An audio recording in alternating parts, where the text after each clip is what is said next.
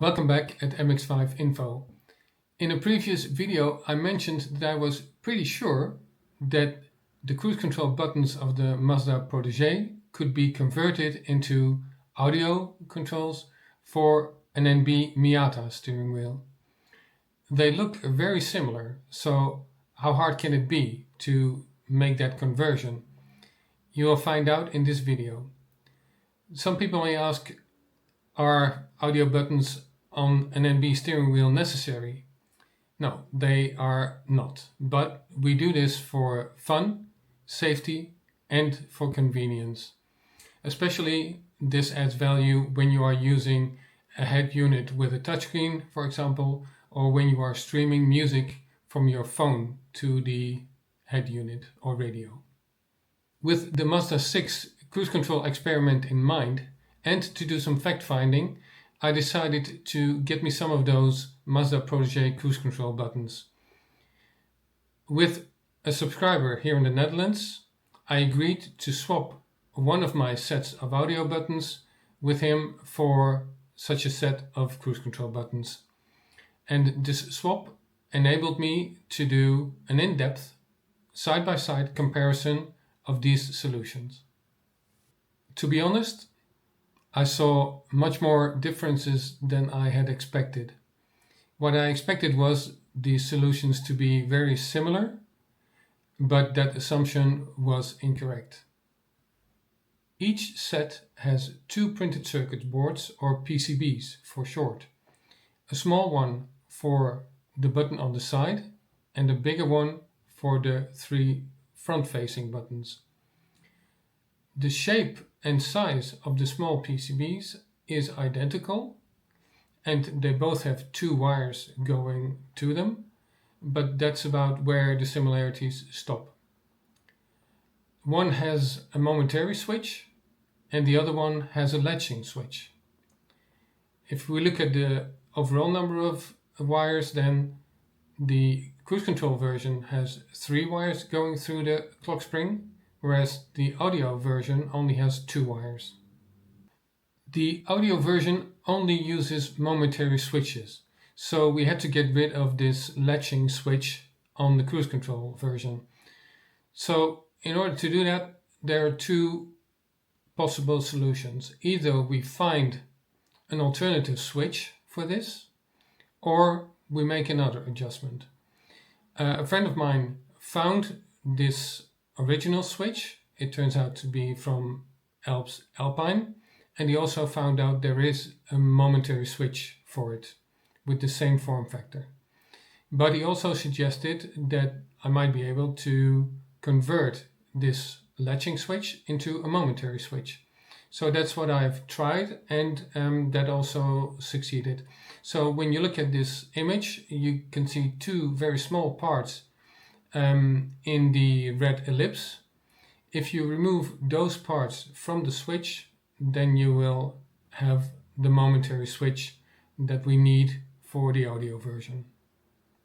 Going back from 3 wires to just 2 wires towards the clock spring is not a big deal when we look at the wiring diagrams. By connecting the points B and C, those 2 wires, we get a very similar wiring diagram for both solutions. But the resistor values for each of the buttons will be different to what the stock radio expects. For a more modern head unit, this might not be an issue at all, because most of them have the capability to learn how to interpret a button that is being pressed on the steering wheel controls. Part of the transformation process is to change the labeling of the buttons. The text on the buttons can be removed, and you could then use one of the decals that Mofaraz is producing. To complete the wiring, you have to add 2 wires to the connector at the back of the clock spring. Those wires go to your radio or head unit. In a previous video I described how that's done for the stock radio. For most aftermarket radios and head units, you could use a jack plug. That's often used for the interface between steering wheel controls and that unit. In case you want to combine these buttons with the stock radio, you need to stay tuned. The NB2 radios expect specific signals from the steering wheel controls. For that to work, the resistance values must be within a specific range.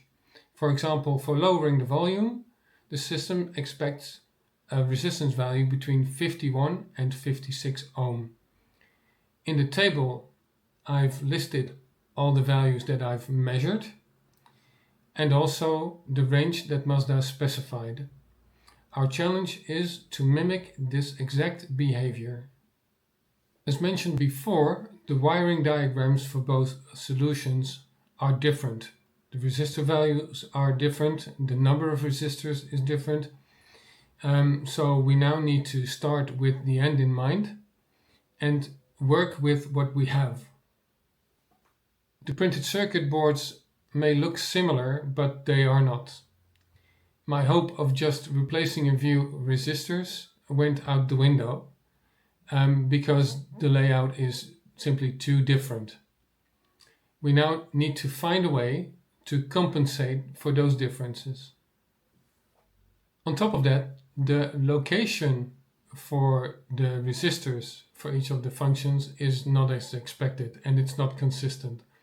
So when we take the button in the center as an example, it has the label select or cancel. Then for select, the resistor is on the right side of the PCB, but for the cancel button, the resistor is on the left side of the PCB. So after this discovery, I developed a bit of a headache, but I had no intention of giving up, so we'll continue. In theory, I should be able to solve this puzzle when I can arrive at the correct resistor value for each of the buttons and switches in this wiring diagram when following the path from point A to point C. To find this solution, I decided to use the PCB of the cruise control buttons as the model for a template that I could then use to try out different scenarios. The good news is that there is a solution. The bad news is that by now there might be nobody watching the video anymore, but I'll take that risk.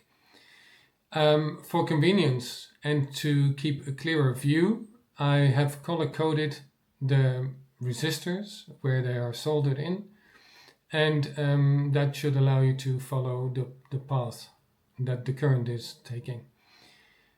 To bridge the gap to the small PCB, you need a wire with a 735 ohm resistor in it.